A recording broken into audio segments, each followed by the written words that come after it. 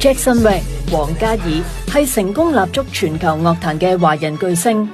曾經喺香港劍擊代表隊冠軍嘅佢，之後遠赴韓國以男團 GOT7 成員出道，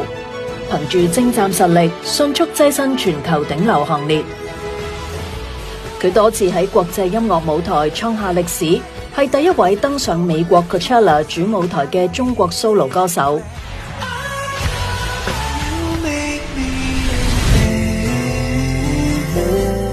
佢嘅專輯《Magic Man 2》第一個星期發行就榮登 Billboard 200專輯榜第13位，成為第一位連續2張專輯打入嗰個榜前15位嘅中國歌手，刷新華人紀錄。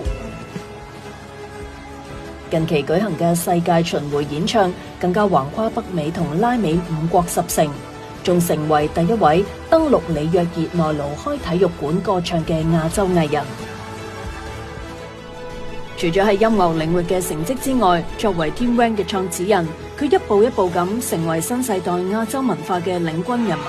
用實力等世界見到亞洲青年嘅無限可能。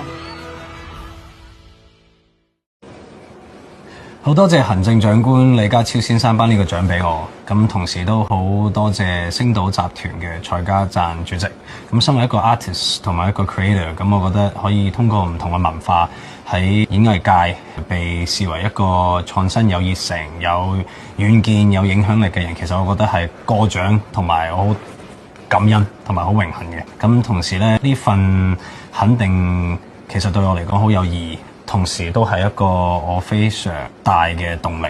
咁希望可以繼續做好我自己中意嘅嘢同埋熱愛嘅嘢，咁我會繼續努力，咁希望大家期待。Thank you。